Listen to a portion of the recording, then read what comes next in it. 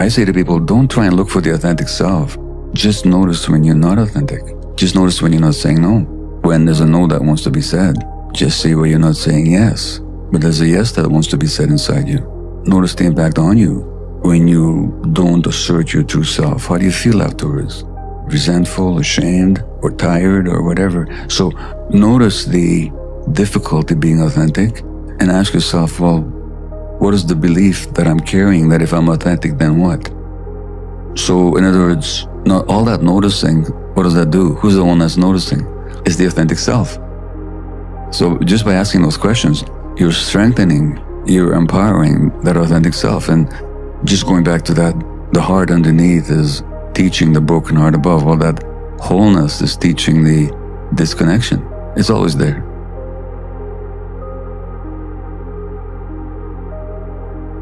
Let me tell you about a voice. Not this voice, but the one inside. The one that whispers. It tells me what's right and what's not, when to leave and where to go. It's not Shakespeare. It does not speak in memorable lines. My inner voice always gives it to me straight.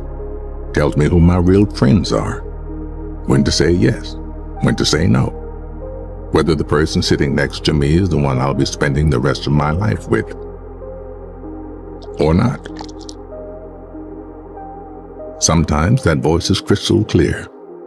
Go, stay, right, wrong. Sometimes it merely whispers. Don't let it drown in a noisy world, because in the end, no man, woman, or algorithm knows what's right for you. Always trust your inner voice. Everybody has one. Few listen to it.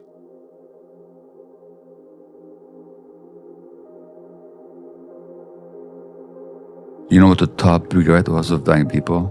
Not living a life true to yourself. Exactly, yeah. Not living a life true to themselves. My next question was actually going to be, what is the cost of living a life that's not true to yourself? Well, the cost of living not true to yourself, at the very least, is that you get into midlife and you say, who the hell am I anyway? And whose life am I leading? There's a deep sense of alienation and disconnection. But costs can be far more dire. So people that suppress their emotions. There was a study done in the States. They looked at 2,000 women over a 10-year period. And those women that were unhappily married and didn't express their emotions were 4 times as likely to die in a 10-year period than those women who were also unhappily married but did talk about their feelings.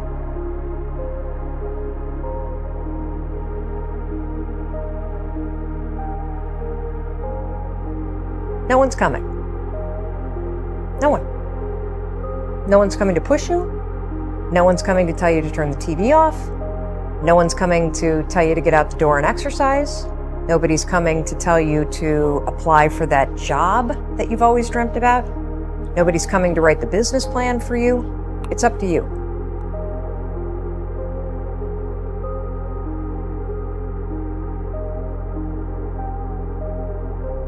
So you want to know why you're too tired? You want to know why you're overwhelmed? You want to know why you're stressed out? You want to know why you have no time for yourself? It's because of the power you give to other people's opinions, their emotions, their immature behavior. It's the ways in which you are turning people into a problem in your life. And here's the sad fact. The sad fact is other people should be the greatest source of happiness and connection and inspiration.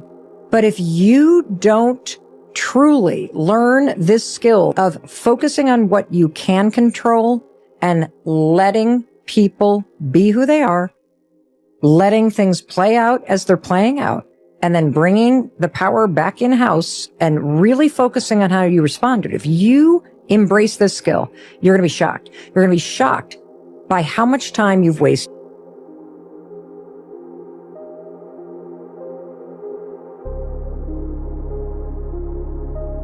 If you're feeling stuck, I want you to ask yourself one question. Life can either be a school, a hospital, a movie, or a mountain.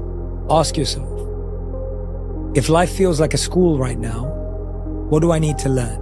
Because the same lessons will keep repeating until we learn them.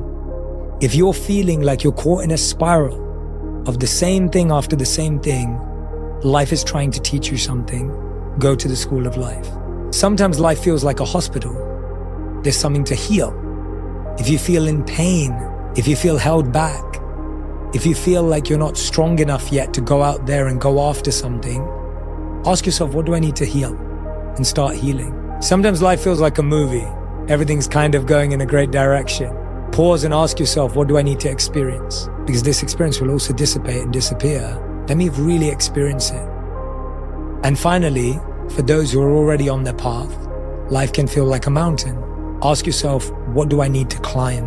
What skill do I need to learn to climb better?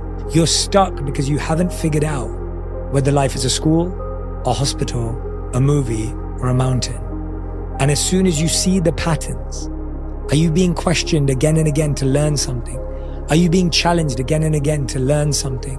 Are you just feeling so much pain that you can't even bear the burden to move forward? Then it's all about healing. Are you living at the top of the world, but time feels like it's moving too fast? Immerse in that experience. And if you're building right now, build that skill so you can climb higher and faster.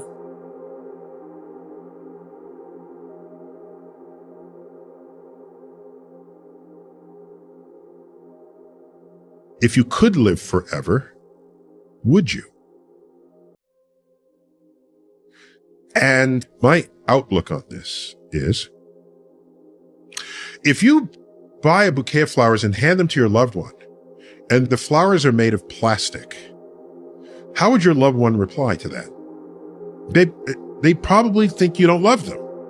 The fact that flowers die is the very reason why they have meaning as a gift. You're handed flowers. They're going to be dead in 7 days. That means, you better pay attention to them. You're going to smell them. You're going to take care of them. And dare I say that my knowledge that I'm going to die gives not only meaning to my being alive, it gives urgency to it.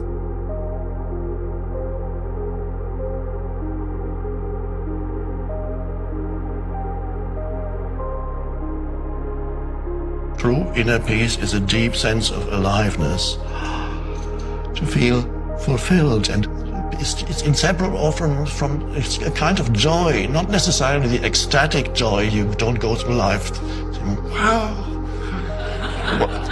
Some people try it, but you can't sustain that. But a peaceful and alive energy field in the background, that's inner peace. That's the most precious thing in your life. Far more important than where you are or what's happening around you. And it's given up because of mental habits. You lose it so often. So once you're aware of that, then you can observe the mechanism how you lose that.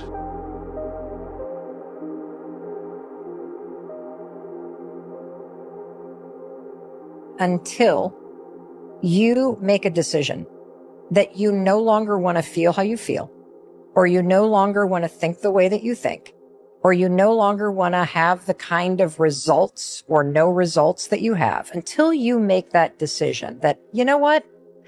I know I don't feel great. I know I doubt myself. I know I've had a lot of bad things happen. I know there's a lot that I regret, but damn it, with the time that I have left in my life, I really want to start to enjoy myself. I want to take better care of myself. I want to feel happy. You don't even have to believe you deserve it yet. You can just want it. You've got to start there. You've got to start with wanting something better for yourself. And then I personally think the most important thing is to start acting like the person who has the things that you want right now, even though you don't feel like it. One of the things that I like to teach people when there's a problem, and we all have problems, not all of us can deal with the world and war, but we can deal with our own problems. When a problem comes up, one of the best things to say is, all is well, Everything is working out for my highest good. And out of this situation, this so-called problem, only good will come, and I am safe. And you know, this is something that's very powerful. All is well, everything is working out for my highest good. Out of this experience, only good will come, and I am safe. And what that does, it quiets your mind down long enough for the universe to find a solution for the so-called problem.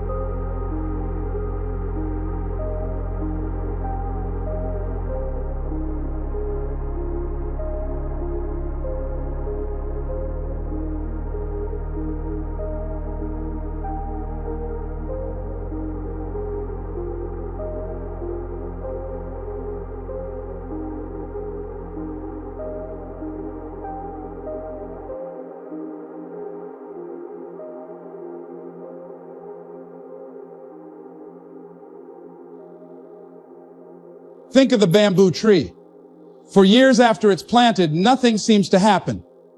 You water it daily, nurture it, care for it, but there's no visible growth. Then suddenly, in the 5th year, it shoots up over 80 feet tall in just a few weeks. But the truth is, it wasn't growing overnight. It was growing underground, building the roots strong enough to support its height. That's what consistency does for you. It builds unseen strength, silent endurance, unshakable belief. So if you're in that phase right now, where nothing seems to be working, don't stop. Keep going. Every repetition matters. Every late night, every early morning, every small step counts. Your consistency is compounding even when you can't see it. You're planting seeds in faith, and in time, the harvest will come. Anyone can be motivated for a day. Few can be consistent for a lifetime. The difference between good and great isn't intensity. It's endurance. The greatest among us aren't the ones who burn, the brightest for a moment, but the ones who refuse to burn out. They keep showing up. They keep believing, they keep building. Because at the end of the day, consistency is love in motion. Love for your dream, love for your growth, love for the future you're becoming. And if you can stay consistent when it's hard, when it's lonely, when it's uncertain, nothing, and I mean nothing, will be able to stop you. No one cheers for you not drinking for a day, not smoking on a long drive, or not overeating for one night. No single workout or meal is going to be impressive on its own. The reason so few people understand success and becoming successful and getting to where they want to go is because consistency never looks impressive in the moment, only at the end. If you were able to improve by 1% each day for an entire year, and those gains compound, you would end up 37 times better at the end of the year. And if you were to get 1% worse, you would whittle yourself almost all the way down to 0. How is that decision connected to the destiny of the world? We all bear the world on our shoulders. How can that be true? Here's one way of thinking about it. How much better would the people around you be if you were better? Some, obviously. What's the ultimate extent of that? What if you were everything you could be? That's what you're called upon to be. Real self-worth comes from doing hard things. We keep talking about self-love. We keep talking about loving yourself, believing in yourself. That happens naturally when you go through something difficult. How you gain mental toughness, how you become the person you want to be, is constantly facing the things that you don't want to face. If you constantly run away from things that you don't want to face, how is there growth?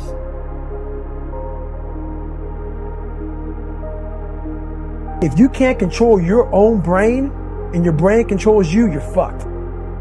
You got to tell your brain where you want to go and how you want to go and how you want to get there. You got to control it. If not, it's over. Once you change one thing, your mindset, you can attack everything. I am not like everybody else.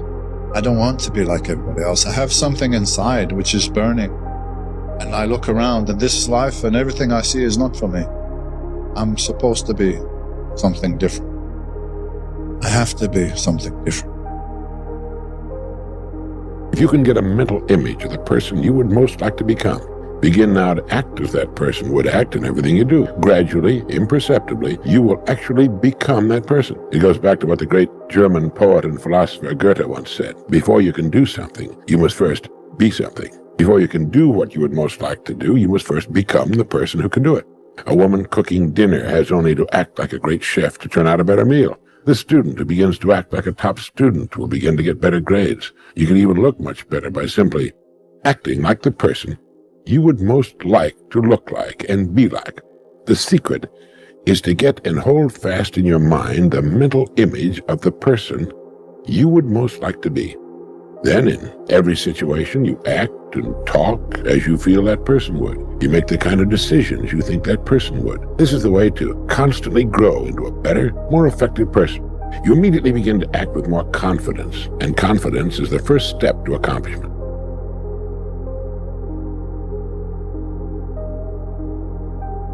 So, for building a good habit, it's all about making it obvious, attractive, easy, satisfying. For breaking a bad habit, you want to invert those four. So rather than making it obvious, you want to make it invisible. Rather than making it attractive, you want to make it unattractive. Rather than making it easy, you want to make it difficult. Rather than making it satisfying, you want to make it unsatisfying. The 2-minute rule can be applied to pretty much any habit you're trying to build. And it's very simple. It just says, take whatever habit you're trying to create and you scale it down to something that takes 2 minutes or less to do, right? So read 30 books a year becomes read 1 page, or do yoga 4 days a week becomes take out my yoga mat, or in my case, write a newsletter every week becomes write 1 sentence. I don't know how to start improving my life. Someone might say that. And I would say, well, you're not aiming low enough. There's something you could do that you are regarding as trivial, that you could do, that you would do, that would result in an actual improvement. But it's not a big enough improvement for you, so you won't lower yourself enough to take the opportunity.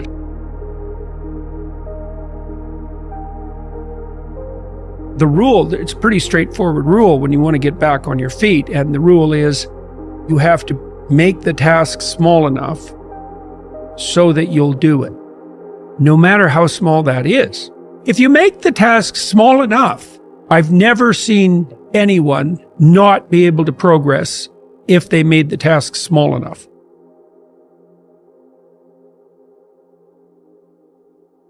I've never seen anyone not be able to progress if they made the task small enough. Once you take that first step, you've looked the beast in the face, and you'll start progressing exponentially in speed. It doesn't really matter how small that first step is, because it'll start doubling, and anything that doubles grows unbelievably quickly.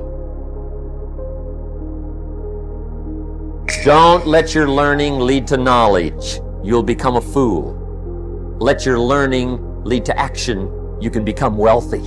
Now here's the key to discipline.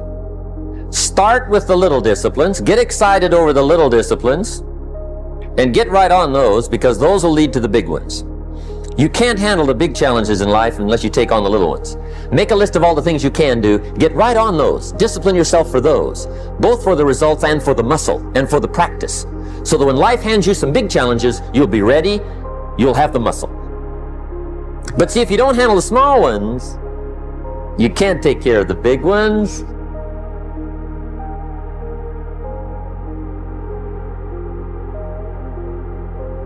People that display motivation over long periods of time have systems that put them into limbic friction and then overcome limbic friction again and again. Remember, effort, then reward. And many people are looking for the tools, the hacks, and the tricks that are going to take all the effort part out. What you want to do is build the effort and the limbic friction in, and then the reward in on a consistent basis.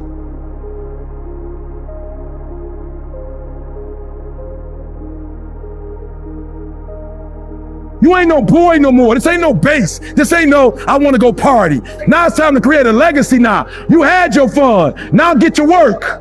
Don't make excuses. Don't blame any other person or any other thing. You can't cheat yourself, man. Stop expecting results that you know you didn't work for. The struggle is real. It never gets any easier.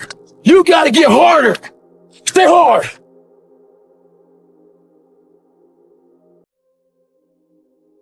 But guess what happens? That alarm clock goes off at 4 a.m. to train.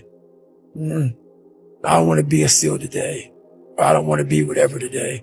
I'll start tomorrow. And that's the usual pattern of people's lives. That's why until you really want to do something, you're always going to be a talker.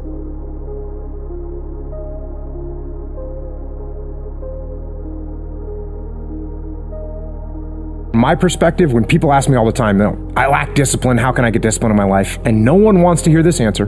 No one wants to hear it. Just do it. One of the first steps you can take to impose discipline in your life is to wake up early in the morning. Because let's face it, when the alarm goes off, you got your head on that soft pillow. It's all nice and cozy and warm in there. You do not feel like getting up.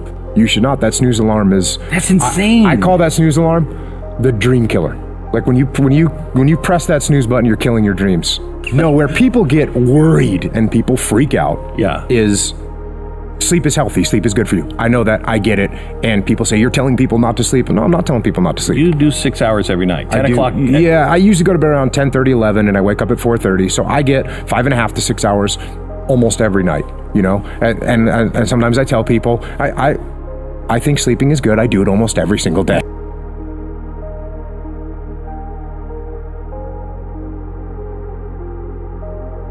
Persistence requires more than anything else the quality of self-discipline. Self-discipline is defined as the ability to make yourself do what you should do, when you should do it, whether you feel like it or not.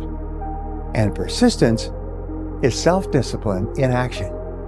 The wonderful thing is that the more you discipline yourself to persist in the face of adversity, to bounce back from defeat and disappointment, the stronger and better you become. As you become a stronger and better person, your self-confidence and self-esteem increases. You become ever more capable of persisting just as a result of persisting in the first place. Just by exercising, you strengthen a physical muscle. By practicing persistence, you strengthen your mental muscles as well. And you ultimately become unstoppable.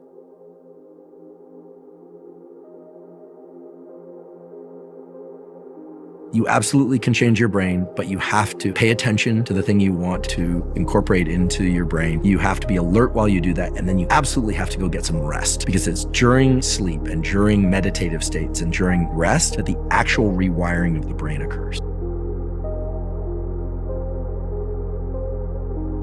What do you do with the people who just are lazy and they don't want to help themselves? They are not lazy. They're lost. Lazy is a symptom. The source of the laziness is they're lost. If you look at the science behind why we procrastinate, a large portion of procrastination is depression. And I can't think of a more debilitating emotional state than feeling lost. When you are confronted with that, you just immediately feel helpless. You have no clarity for the direction of your life or a clarity on how to solve a problem in your life. You will naturally press the emergency brake. And then after prolonged panic, guess what happens? Helplessness.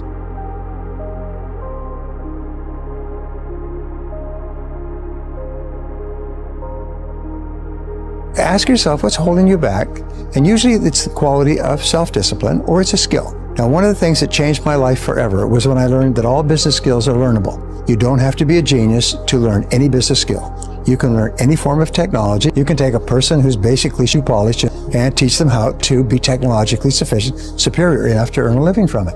And so I say, what one skill, if you are absolutely excellent at it in your business, would help you the most to double your income? What one business skill?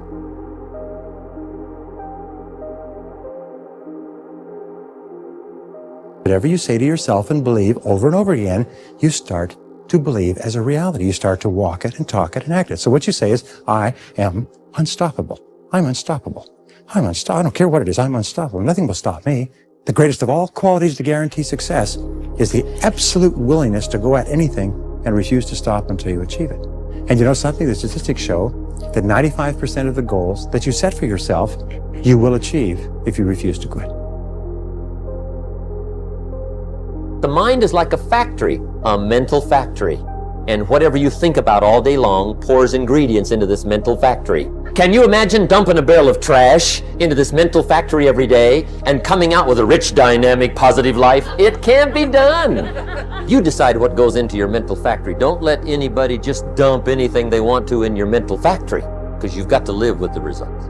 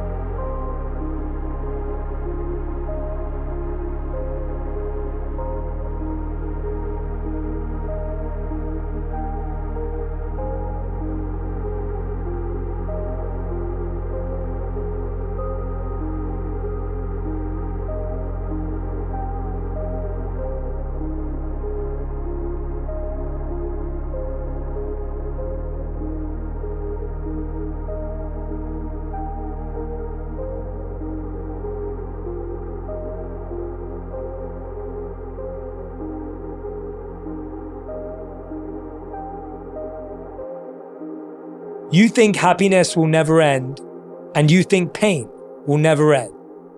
The truth is, pleasure ends quicker than you think, and pain ends quicker than you think. When you're trying to avoid pain, you actually accumulate more of it.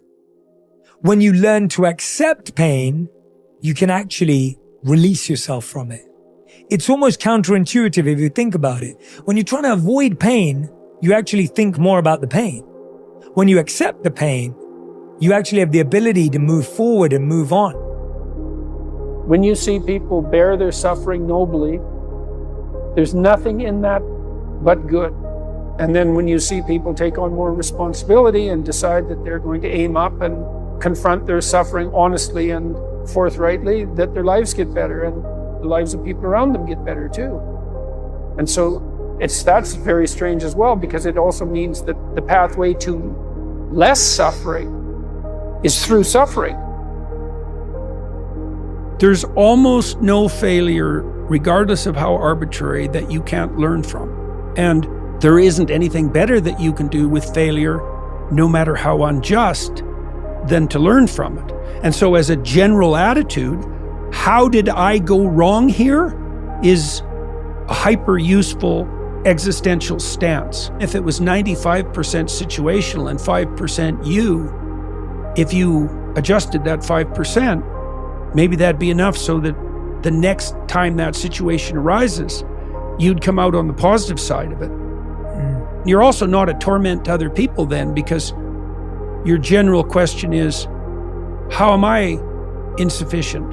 And that also gives you something to do, because man, trying to rectify your own insufficiency, that'll keep you busy for the rest of your life. And that's a good thing, right? That's a meaningful pursuit.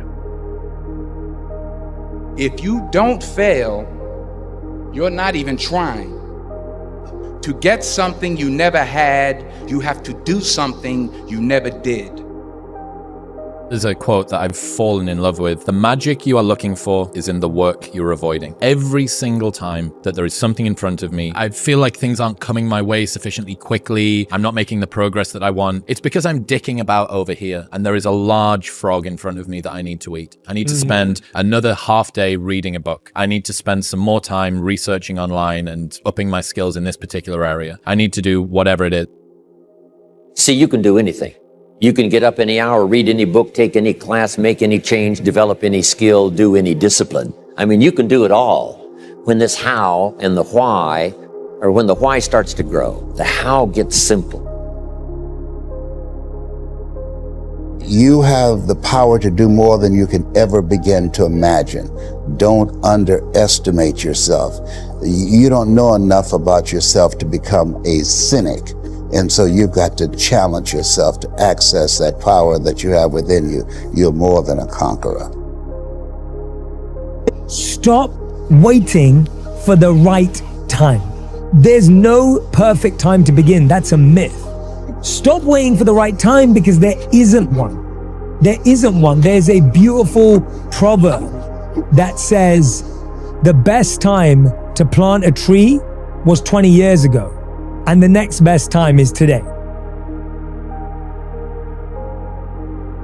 When people are very down and out and they decide to make a move forward, in some ways they're facing the whole panoply of problems that confront them in the guise of that single problem. The advantage to that is that if you make that first step forward, you're actually advancing in the face of all that opposition. The disadvantage is that the first task seems so small that you literally have to be on your knees to be humble enough to lower yourself to take that first step. But, that can be pretty humiliating. Now, the upside is that once you take that first step, you've looked the beast in the face and you'll start progressing, not linearly, but exponentially in speed. So what's cool is that it doesn't really matter how small that first step is, because it'll start doubling, and anything that doubles grows unbelievably quickly. And so that's a very useful thing to know too.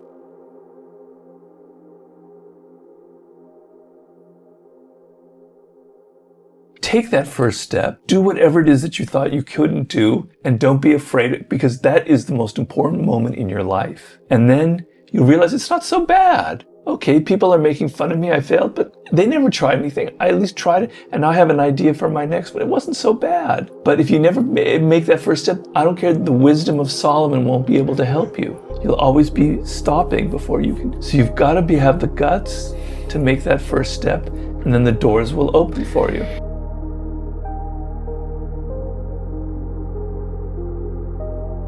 Most of us, we live in a box, and we don't want to go outside that box at all, ever.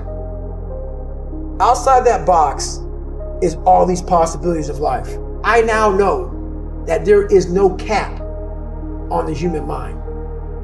There's no cap. We cap it ourselves. If you stay in your comfort zone, that's where you will fail. You will fail in your comfort zone. Success is not a comfortable procedure. It is a very uncomfortable thing to attempt. So you got to get comfortable being uncomfortable if you ever want to be successful. You're gonna die never even trying to reach your full potential. This was the life that you were supposed to live, but you didn't try. Those of you who are listening to this, whoever hear this, you will not find toughness in a comfortable environment. You will not find it. The only way you find it is to drown yourself in a position where you're just out of sorts. Discipline is infinitely more important. So no matter how you feel, get up and do what you're supposed to do. That's it. And that's discipline. It's not motivation. If you only did what you were supposed to do when you were motivated to do it, that's leaving it to chance. But if you're disciplined, you go do what you're supposed to do. That's the way it works. If you go to the gym and you work out and you come back and you look in the mirror, you will see nothing. And if you go to the gym the next day and you come back and you look in the mirror, you will see nothing, right? Clearly there's no results, can't be measured, it must not be effective. So we quit, right? Or if you fundamentally believe that this is the right course of action and you stick with it, you commit yourself to an act of service. You commit yourself to the regime, the exercise. You can screw it up. You can eat chocolate cake one day. You can skip a day or two. You know, it allows for that. But if you stick with it consistently, I'm not exactly sure what day, but I know you'll start getting into shape. I know it. Going to the gym for 9 hours does not get you into shape. Working out every day for 20 minutes gets you into shape. It's not about the events. It's not about intensity. It's about consistency.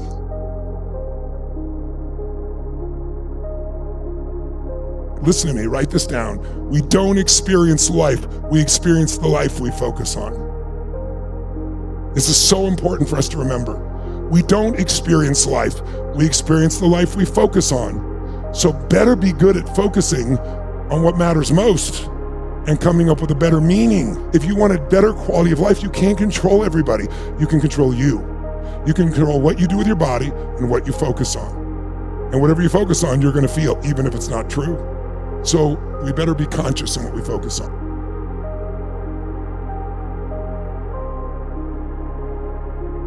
So if you wake up in the morning and you don't want to do something, you don't care enough about yourself. And that's what you need to really research is, man, why am I not doing this for myself? Because that is the number one purpose in life. If I can instill one piece of advice into all human beings, it would simply be to believe in yourself without a doubt. And don't rely on anybody to believe in you. Don't rely on anybody to push you or make you better. Believe in yourself and only yourself, and allow that human being to make you a better person.